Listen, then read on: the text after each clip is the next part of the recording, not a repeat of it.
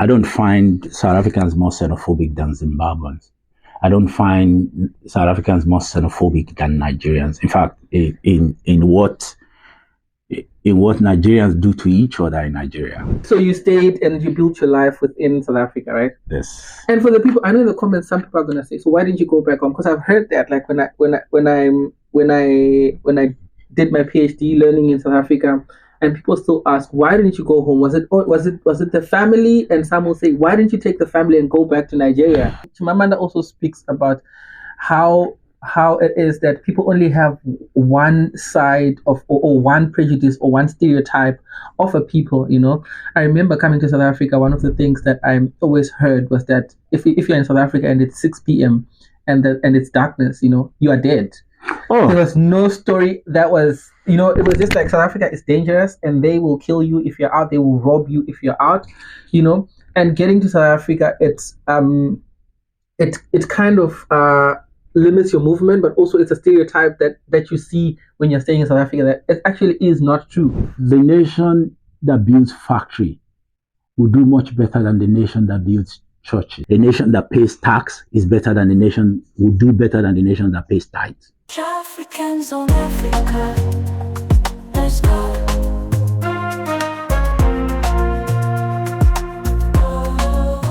Okay, let's pause there, right?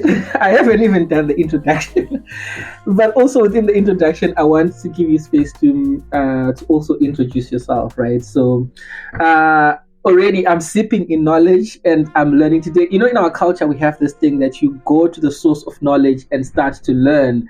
And within this conversation, I'm already learning a lot. And thank you to everyone who's going to be watching this episode. And if you haven't done the due diligence, please do subscribe to the channel. It's free, it's easy, but it makes the most difference to our channel.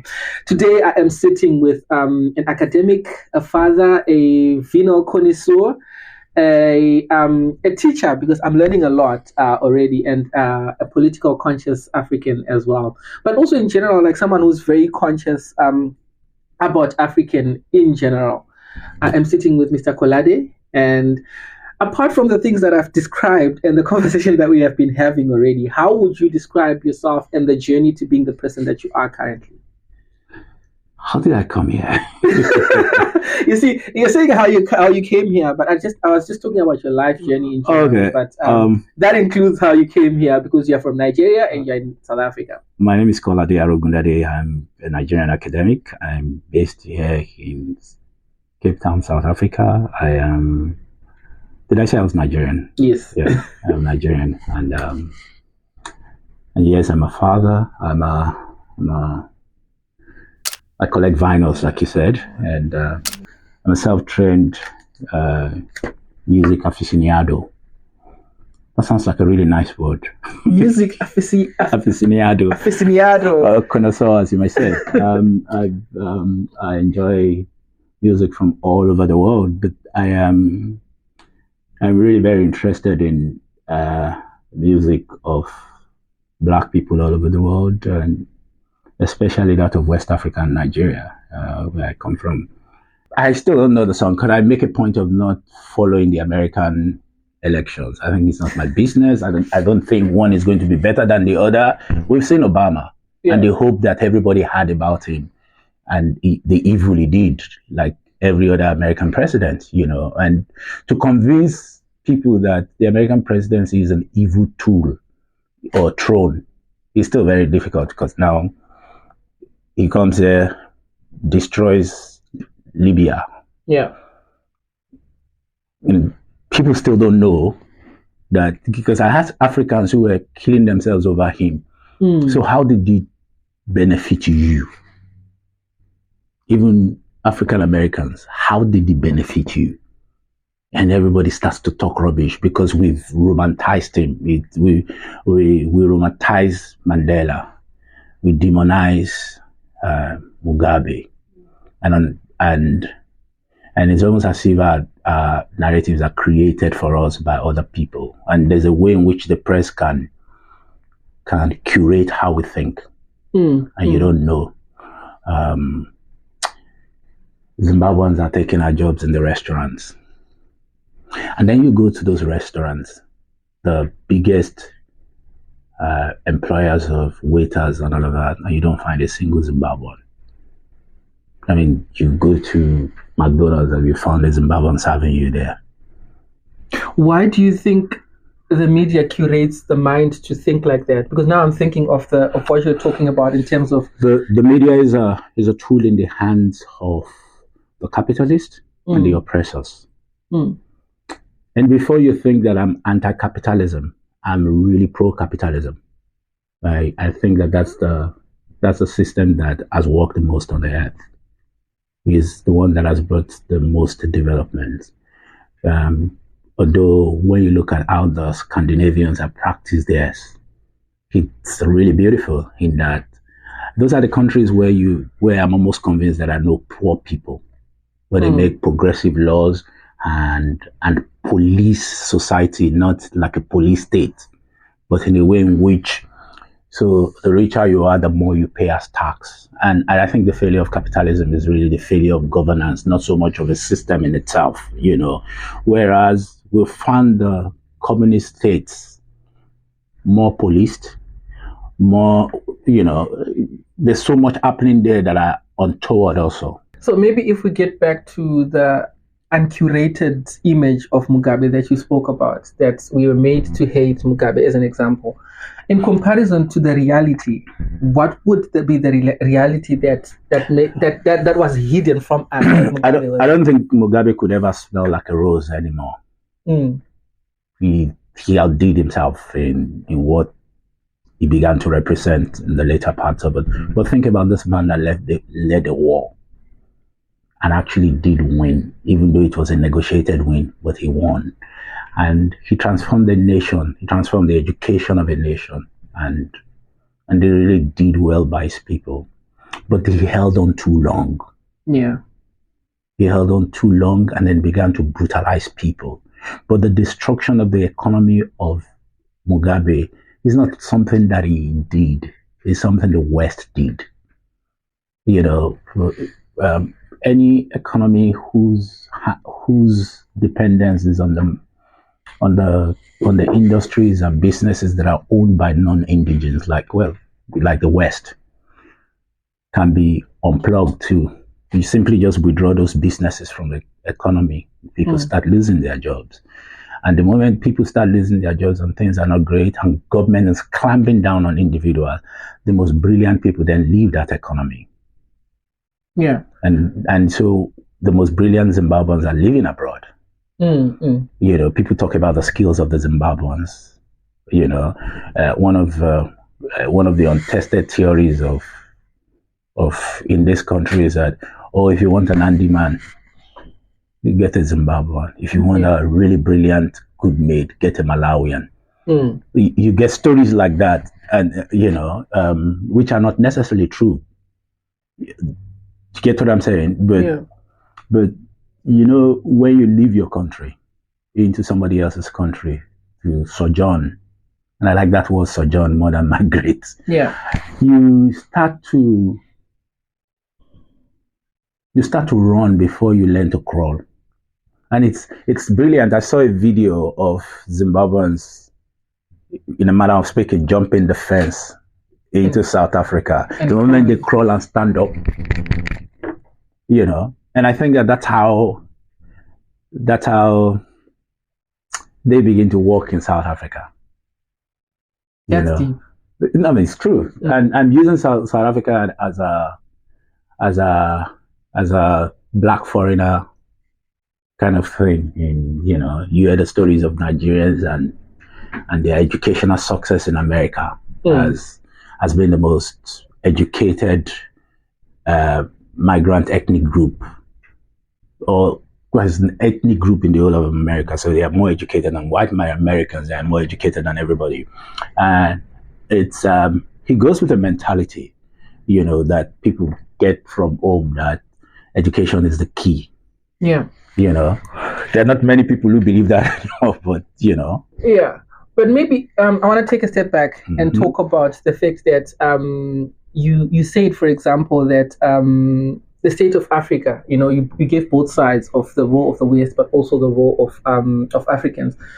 So, what do you think about the state of where Africa is currently? If we think of things like Congo, the relationship between Congo, Rwanda, Uganda, what is happening currently in Kenya, and the conflict that we have in the southern region of Africa, what role did us as Africans have to play with that? I think it goes back to the role we played in the creation of the African states, which is nothing. We had no part in creating our own nations. Some lady said to me in a church meeting recently that a particular war between Afrikaners and Englishmen in this country had nothing to do with colonialism. And I almost laughed at her face that, are you really that empty? You know, that it was about who owned the land, who took over the land, you know. And so some people began to fight over the ownership of Africa. And then they called themselves into a meeting in Berlin, which is now known as the Berlin Conference. Yeah. Otto von Bismarck invited all of them, and they sat there. The scramble. The scramble. No, the scramble is that war for Africa. Yeah. But the settlement was the Otto von Bismarck's meeting in Berlin, and they divided Africa. They divided Africa without any reference to culture, religion, ethnicity, so that you could find a nation like, and so what it then meant was that you created countries with no national identities in themselves, so that ethnic nationalities, which we call tribe, then exist as a sub-nation in those countries. So we hear phrases like the Zulu nation in this country. We hear phrases like the Yoruba nation in Nigeria, and the state of Biafra wanting to carve itself out of Nigeria, and all of those nation states making such things illegal. The Biafrans never said at the beginning of Nigeria, we want to be part of Nigeria. They were carved into it. Now we have, all of those years later, they are saying, actually, we want to form our own nation that represents who we are. Whether that's a good thing or a bad thing is irrelevant to the fact that it is legitimate to want to be your own, to say that we want to live this nation that doesn't represent our values, that doesn't represent who we are, and we want to become a nationality of our own. Yeah, I think the irony of that is exactly what you're saying, where we see the fact that with colonialism, or with that scramble for Africa, there were boundaries of nationality that were imposed. And arbitrary too. And they made this aspect of being Biafran salient. You know, people were their own, but it made salient so much that, you know, the divisions between Nigeria and Biafrans now became something that led or drove to a war, and the tribal affiliations now started to be something of, I want to belong to a tribe, and I'm distinct from that tribe, and all we can do is fight for either territory or borderlands or any demarcations that we create that become political, economical, or anything of that sense, which kind of leads to where we are right now, where we are saying we didn't do anything. And those lines are present in every country, and the reason why this becomes a problem is not the nation Nigeria itself. It is the idea that we are afraid of the other. This idea of xenophobia, where there's even, so you have nations where they have an identity as Nigerians or Ghanaians or as Zimbabweans, where inside those nations there is othering. It's not us. Yeah. It's those Ndebele people. Oh, Zimbabwe would be great if it wasn't run by Shona people. Shona people think that they are all that. So it's exactly what goes on in Nigeria, where people are then essentially afraid of what will happen to them if certain people became the leaders of their country. And the truth of the matter is that in almost all of these nations, there are people who have political prominence. You know, an ethnic group who has political prominence in those regions. And that political prominence becomes uncomfortable for other ethnic nationalities. And the idea that we will move faster if we went on our own, as against if we stayed with these people. And we're afraid these people are going to dominate us and take our land. And the idea of a national capital, where the land then gets vested in the state, as against the ethnic nationalities who are the original inhabitants of the land, you know. But why is it we are so much afraid of blackness and Africanness?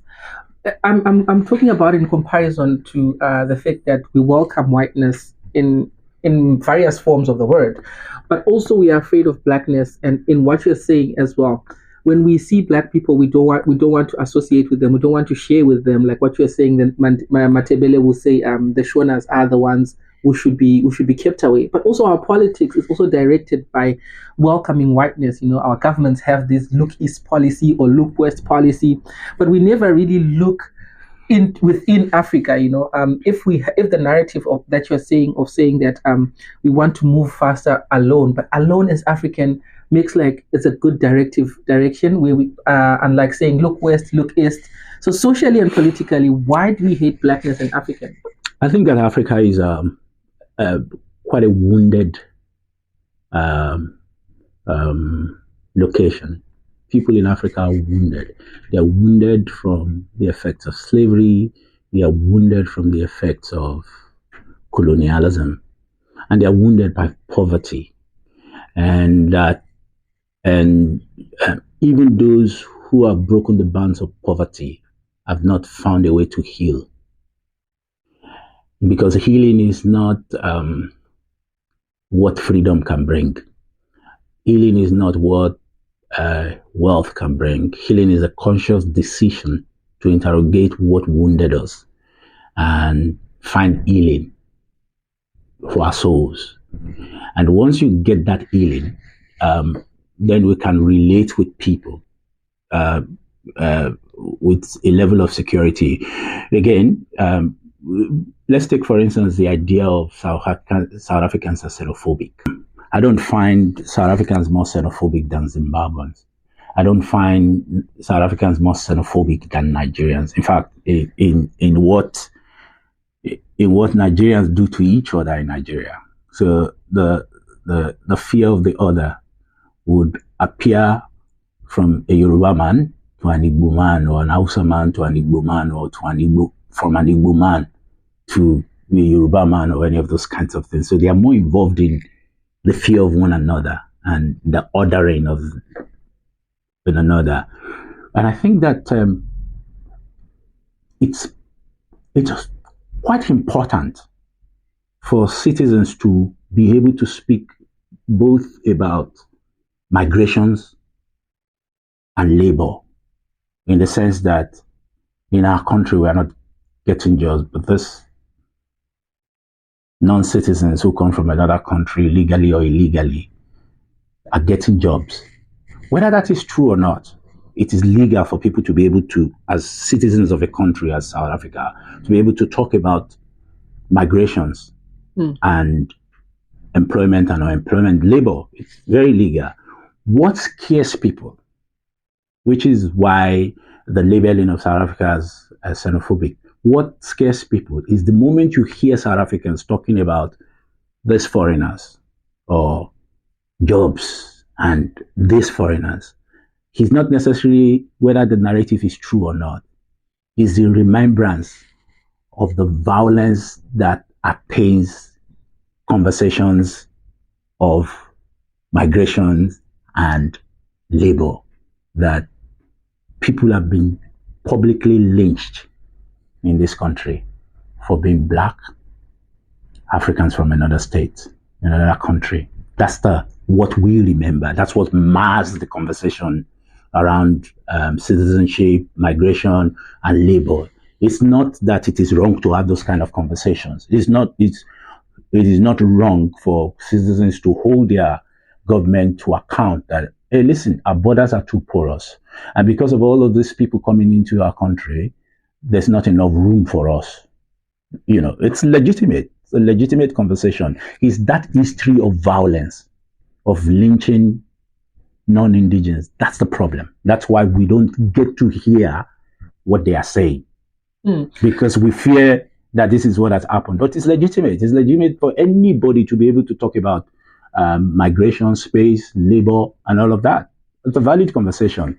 I think the conversation is certainly valid. And I think equality is something that we cannot overlook in South Africa, specifically when we talk about the economic distribution of South Africa. I think if we get back to the Berlin conference that you're talking about, what was laid out there, in a lot of respect, still remains within the South African space. And the Black person and the colored person is still suffering within the South African space. And so that conversation, I think it's very important to have, and it's very imperative to have those conversations. But I think if we look at the market as well and think about the job share and the lack of job share, I think there's a conversation that's still not being had, which is the conversation of a lot of the jobs, a lot of the resources are still being owned by white people. And whiteness still dominates the share of the profits within South Africa. If we talk about land, if we talk about the distribution of wealth, or the balance of scale in terms of equality as well, I think that's where the conversation now takes a change, at least for me, because I start to think about why not have a conversation of how can we also, as Black people, own companies, as Africans own the mines, rather than saying, we are talking about Uber coming into South Africa, right? And Uber is making a lot of money, and we are fighting to be Uber drivers. I think the conversation changes there for me. So again, those two conversations are being held right now as I speak. The conversation about migration and labor, and have been heard, but there's also the we talk about labor, we talk about ownership, and we talk about power. Yeah. We also should be talking about who gets heard, who has a voice in Africa. So while Gayton Mackenzie has focused on labor and migration, there is the EFF, who continuously talks about the idea of white monopoly capital, which is this idea that white people own the land and all of that. And they are talking about expropriation of land without compensation. So people are having that conversation. But while Black Africans get pained, Black Africans from other nations get pained by the conversation about land, get pained by the conversation about migration and labor. You notice that AfriForum, for instance, who has power and money to litigate and a voice to litigate and do all of that, I have no quarrels with Gayton Mackenzie. You can go ahead, because it's not what he's saying has nothing to do with them. But you can see the position of AfriForum and the EFF, because they are saying something, in my opinion, that is quite fundamental to the existence and the growth of Black people in this nation. And now they are losing support because the votes, the majority of the votes are Black votes. And Black people, there's a Yoruba phrase that you are going to I'm paraphrasing now, that is the person you can beat, that you will tap their asses, in the manner of speaking. You don't go and slap the bum of somebody who can beat you, unless you're a fool. You get what I'm saying? Yeah. So most Black foreigners, most Black South Africans feel that we can settle this idea of migration and Black foreigners. And look at how much votes that what's Gayton Mackenzie's party again? Patriotic Alliance. Look how important they became. He's a minister now. You know, and it's almost like that phrase that when African mothers come from work and they are strained at work, they don't take out their frustration on the boss. they take out their frustration on their children. You know, Do they? like it's like even everyone. It's hard to confront your boss sometimes, but when you get home, you're angered and you're in a foul mood because Oh. it's like that's this displacement theory where you choose an So that easier speaks to target. this idea of this is who I can hold on to. This Yeah. is who I can hold to account. Yeah. But I want to get back to what you spoke about in terms of, so why is it salient in South Africa in terms of why are South Africans being called xenophobic or Afrophobic? Because you're saying they are not as much xenophobic as Nigerians or Zimbabweans. Why is it salient in South Africa? So I think that's what I explained, is that their xenophobia is aimed at people who look like them. But again, there are lots of people who say terribly tribalistic things in Nigeria. There are lots of people who say, if you listen to the banter of Nigerians and Ghanaians, and lately Nigerians and South Africa, it's banter, deep level insults, some really offensive things that people say to each other, young people on social media, but that he ends there. Like I said, there's nothing whatsoever wrong for South Africans to have a conversation about migration and labor in their own country. The labeling of South Africans as xenophobic, he's linked directly to that lynching that has happened over time in this country, where they'll put a tire on a black foreigner or beat a black foreigner to death, or do all of that. That's what's the difference. The riots in England, like in the last few weeks, was about labor and migration. I don't think the British have a right to. And it was sparked by a person who was stated to be a migrant attacking someone. So it's the same. It mimics the same reality in South Africa. Yeah, exactly. Where then I'm in this London hotel and I'm listening to TV and they're talking about things, and the first picture I see is of a Indian-looking young woman with a very British accent is talking about it's all those foreigners who come into our country who are and she had a very Indian name, who is all those foreigners who come to our country. They come to Britain and do this and do that and do this and do that. And I'm like, what? And while recovering from that, the next person they interview has a Yoruba first name and a Yoruba second name, which means that either parents or grandparents are directly from Nigeria or Benin Republic or Togo or any of the spaces where Yoruba people do exist and have names like that. And she's saying exactly the same thing. It's all those foreigners who come into our country illegally and they take jobs and they do things like, what? But it's also like it's so foiled together with religion, so much so that So that John Smith, who has a GSCE, is complaining that Ibrahim, who is a neurosurgeon, is taking his job in England. And already that rhetoric makes sense. It's there where people then are ordering people. If you look at what Europeans did to Jews while they lived in Europe, we're not even talking about what happened to them in Germany. We're talking about the things that happened to them in England. We're talking about the things that happened to them in Russia. We're talking about the things that happened to them in Italy. We're talking about the things that happened to them in America. As a history of anti-Semitism that has taken place in those, 100, 200 years ago. If you read The Merchant of Venice by Shakespeare, when you hear about Shylock, it's a story of anti-Semitism and the kind of shame of it. But when you watch a movie like The Godfather, as a stereotype of Italians as mafia, illiterate criminals, and he comes from the kinds of experiences that Italians had as foreigners in the US. if you want to know what was happening in a particular era of the human existence, read the books that were written there. If you want to find the emotions of that time, read the poems that were written around that time. And lyrics are poems. You know, I found this 45 with small vinyls.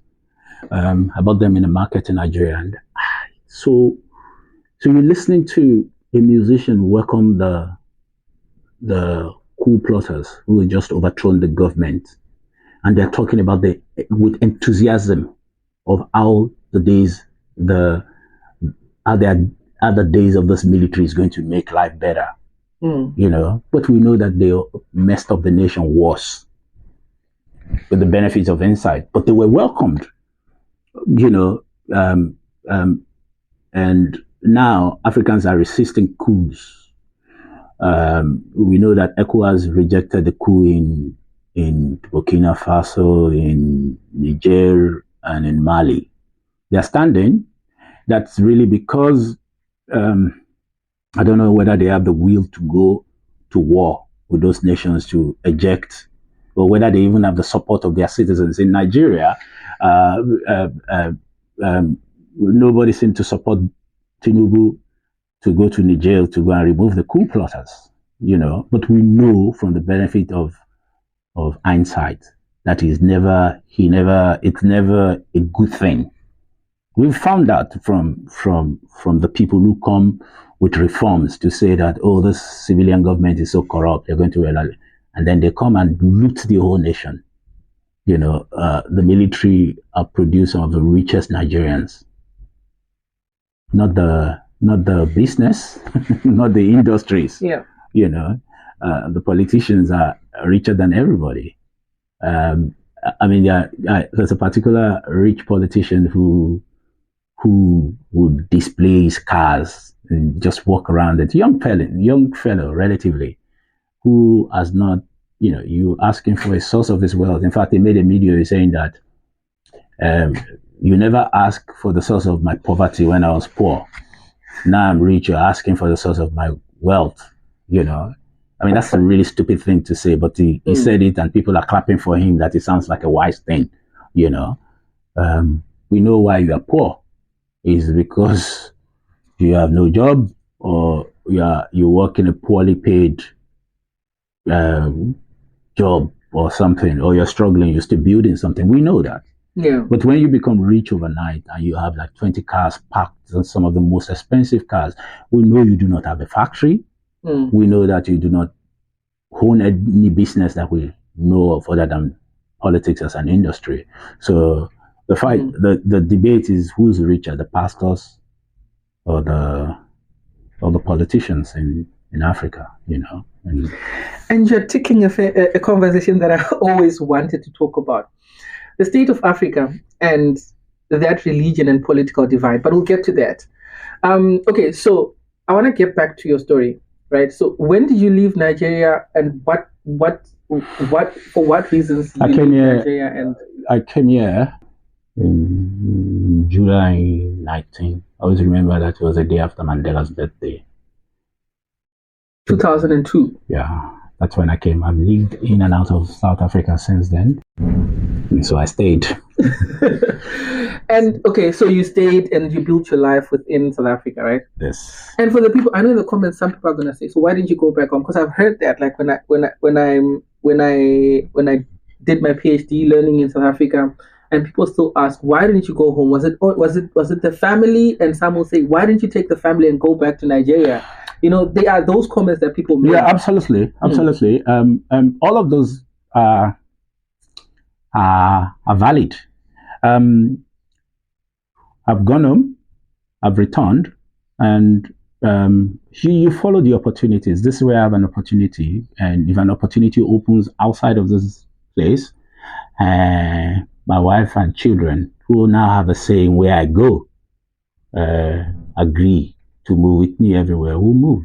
You know, but there's the stability of family. I have children who are still in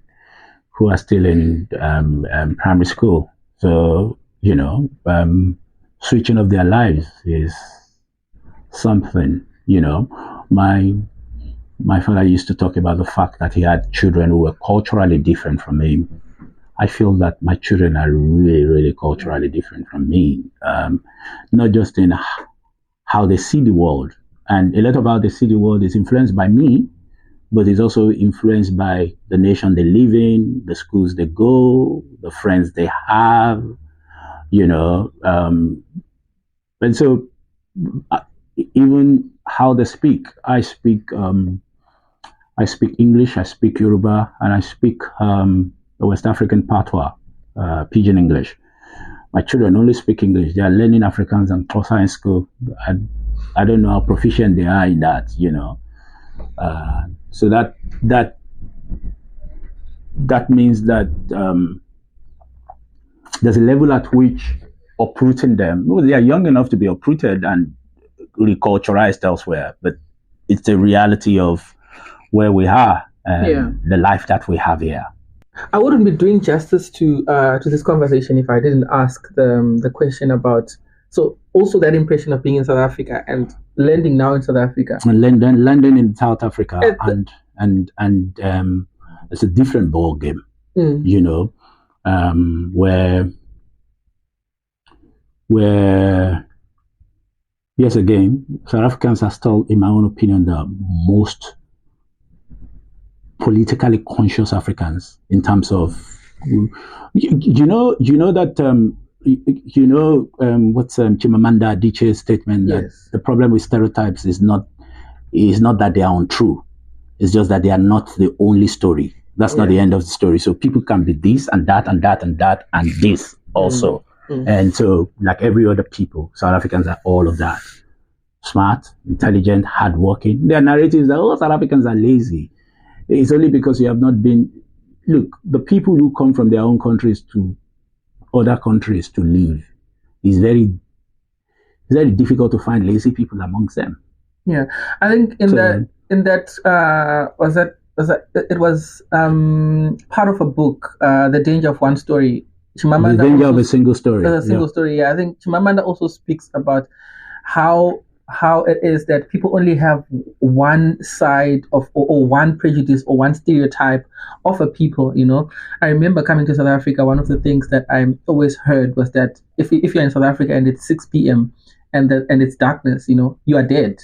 There was no story that was, you know, it was just like South Africa is dangerous and they will kill you if you're out, they will rob you if you're out, you know. And getting to South Africa, it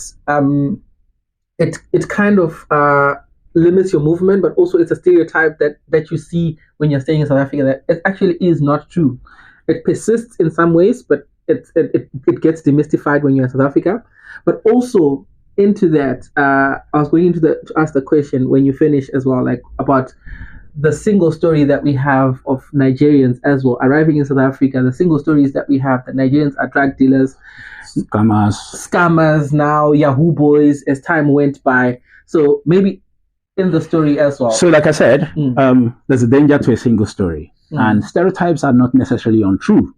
It's just that they are not the only stories, which would say that, say for instance, we come into this country and there are people pushing for domestic violence and femicide laws.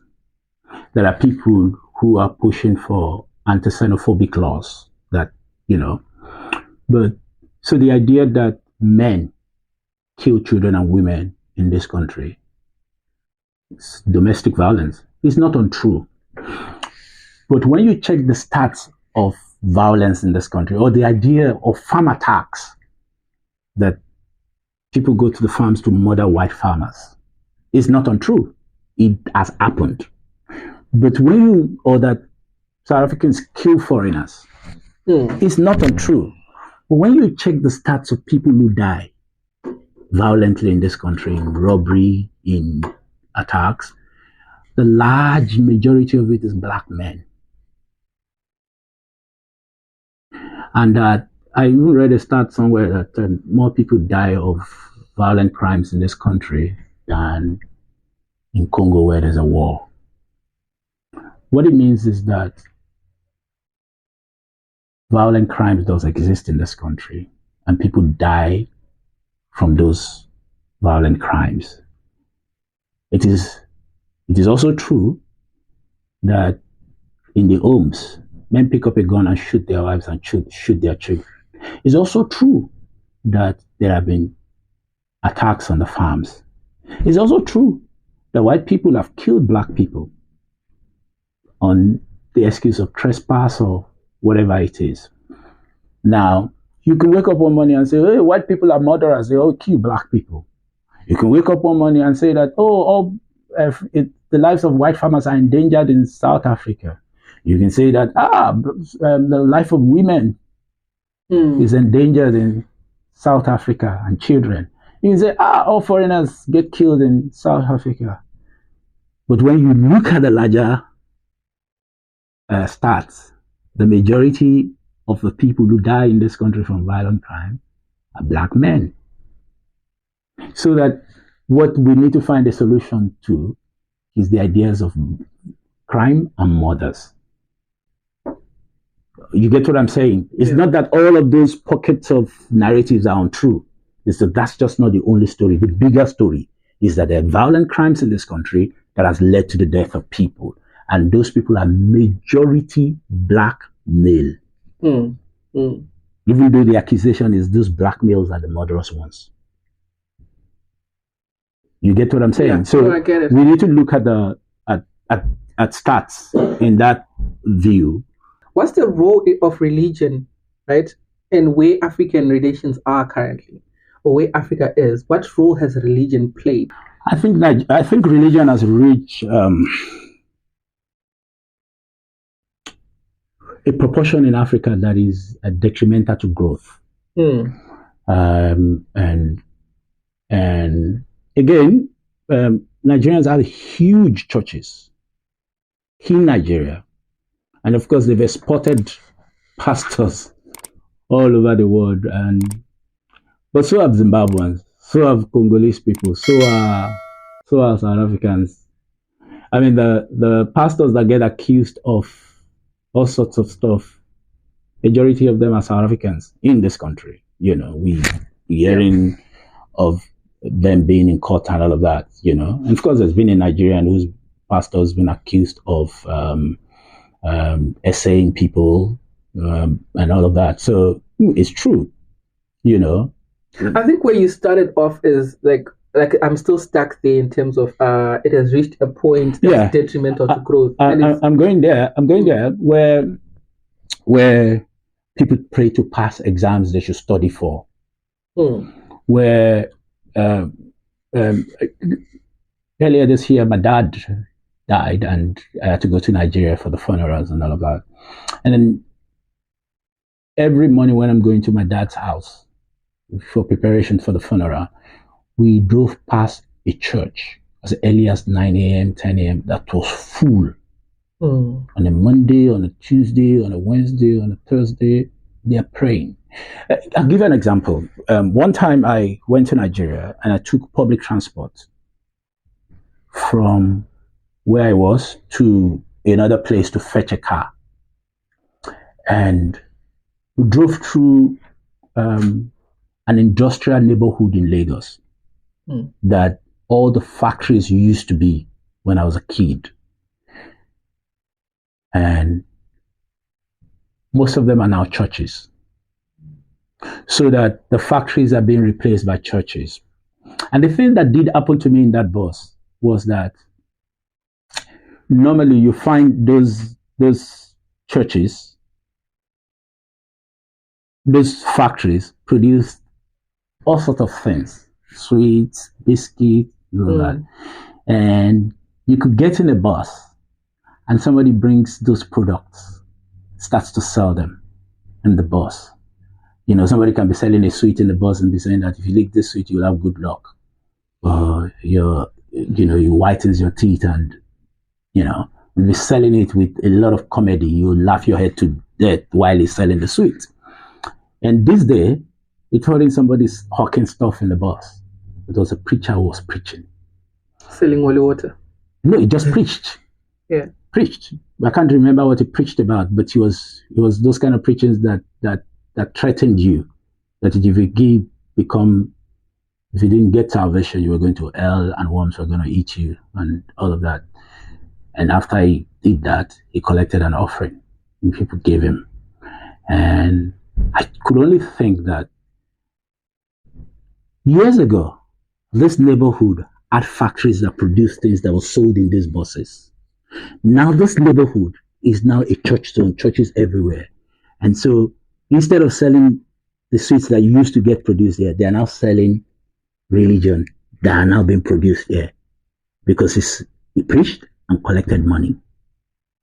And it's so detrimental to the economic growth, to the... Look, the nation that builds factory will do much better than the nation that builds churches. Yeah. There's no saying that those nations that build churches won't do better in heaven. Right? If, assuming that everything is above board, which I'm not saying it's not. It could be above board. It could be honest preaching. You get what I'm saying? So all of us will go to heaven and have mansions. But while on earth, we're going to have a rubbish nation. You know, a nation that pays tax is better than the nation, will do better than the nation that pays tithes. That's the truth. And it's not that I think that the message of Christianity is wrong or anything. Not at all. I have no problem with it.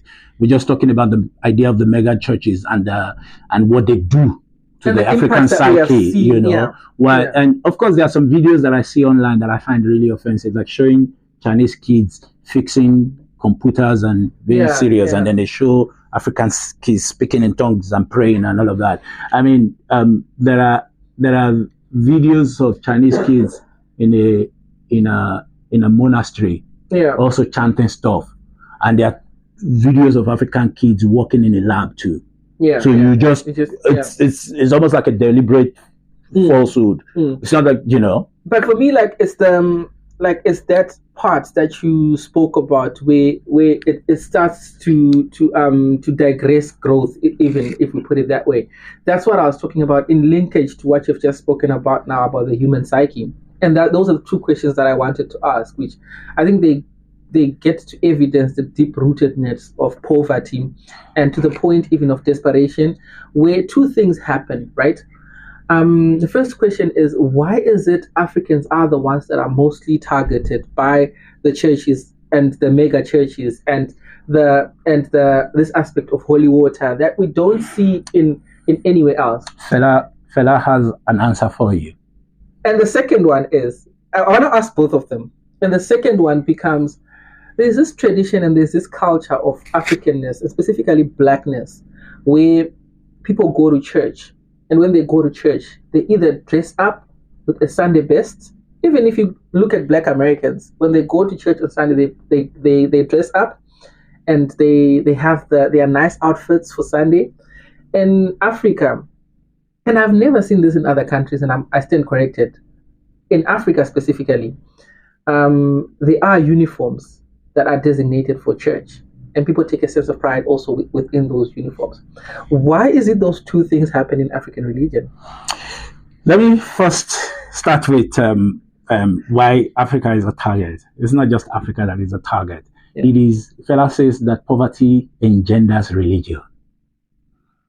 And even though you see that pastor house, nine they find pass, anywhere the Muslims and the real na chief imam, best of friend of chief imam, the managing director, you know, but as a target for poverty. Once you're poor, then you realize that Africans who move out of Africa to Europe then suddenly discover that 70% of what they are praying for can be provided by a good government. Once you go out and you discover that, so what do Africans pray for in church? They pray for good health, so that when people are sick, they go to church rather than the hospital, really because they can't afford it. So the moment you move to where there are hospitals to take care of you when you are sick, you stop going to church. You go to hospital, right? We pray for good jobs. The moment you realize that even if you don't have a good job, the state can provide for you.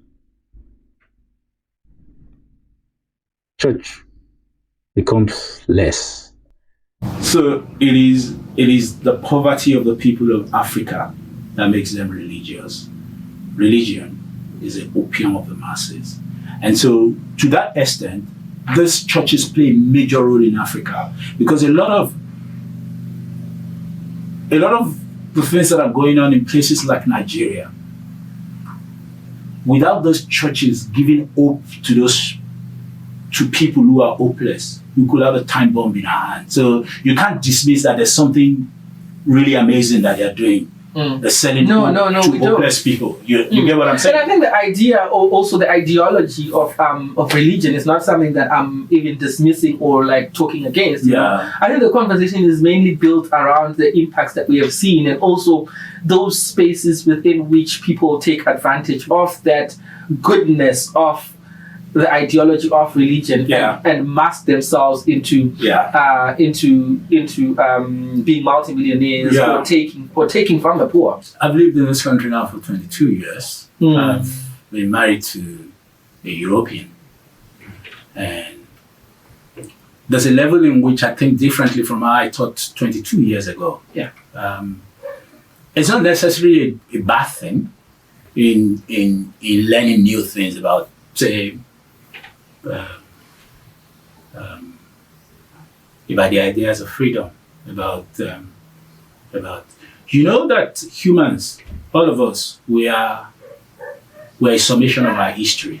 Who we are is the books we've read. This conversation has changed both of us, that when we leave this place, it becomes part of who we are, especially the ones that we internalize, or even the ones we disagree with, helps us know what we agree with. The books we have read shapes us. The schools we went to, the parents who gave back to us, not just because we look at them, we look like them physically, but there's a part that I was raised in a Christian family, and I was a Christian too, you know. And so the values that I have are actually informed of Christianity. You know, when he says, "Do not sit in the gathering of corners." You know, you don't kill. So that's who I am. You know, whether you rebel against Christianity or not, or whether you practice it or not. If you were raised by a Sangoma mother, even into your Christianity, you carry all of that. So who we are is the schools we've gone to, the books we've read, our education, our family, the neighborhoods we grew up in. Even if, you know, they say when you make it in the ghetto, the first thing you do is leave the ghetto. No matter how polished you are, where you come from shows up in you when you lose God. Like we're saying, you can take me out of the ghetto, but you cannot take the ghetto out of me. No matter how you try to live your new posh life, those kinds of things come up. You know what I mean? And so that's who you are. All of who you are is that history. You can't take my education out of who I am. You can't take where I am from. My Nigerianness is part of who I am. My Africanness is part of who I am. The fact that I live in Cape Town is part of who I am. So when you see me and examine me, you find all of these components inside me. You know, they said the first person, it said when they spoke, they took note of them that these guys have been in Christ, have been with Jesus, because they began to speak like him. Do you get what I'm saying? That people who knew that these guys are sounding, you know, I can see you and say, oh, you sound Zimbabwean, and sometimes it's not your accent. Sometimes it's not even how you look. It's how Zimbabwean rings in my own head. As you know, I speak to you and you say, are you Nigerian? And it's not probably in my accent, it's probably, you know, how do Nigerians relate to their neighbors? How do they relate with their parents? All of those things are who we are, you know. And of course, my children, who I say are culturally different from me, when they become adults, you find that Nigerian in them, in how I have tried to raise them. You know, whether they accept it or reject it, that will be there. You'll find it there, that when you finally hear that, oh, I'm Zimbabwean, you won't be such a surprise. Yeah, yeah. You get what I'm saying? Because all of that is in them. And I think that's a good point to wrap it up in terms of, I think we try to define humanness as monolithic, but nothing is, like there are parts of us, like what you said, you are Nigerian, but there's a part of you that also spent 22 years of here, but there's a part of you that's the person that you are now that's different from the person that you were. Absolutely. And I think it's the evolving process of being human, and as much as we try to define ourselves as one thing, it's impossible for human experience to be shaped by one thing. Like what we have done here, it has shaped us and it has shaped me more. And I think it's something that I want to do again. I want to do it when Tabiso is also here, because I think, like I said at the beginning, in our culture, there is a fountain of knowledge where you come, and then the more you sip from it, the more you learn. And I felt like today I've been sipping from the fountain of knowledge. Thank you. That's a compliment. I thank you for taking time, and this is definitely the first, but it won't end here. Let's do music. Yeah, we'll come back and actually share the music. We'll share a roundabout of the vinyls so that people can experience what I'm experiencing here. I want to experience the Africanness of the vinyls, because you spoke about a lot of countries that are represented here. So it's definitely something that we are going to do. But thank you so much, Mr. Kolade, for having us. This was super amazing and super Thank you.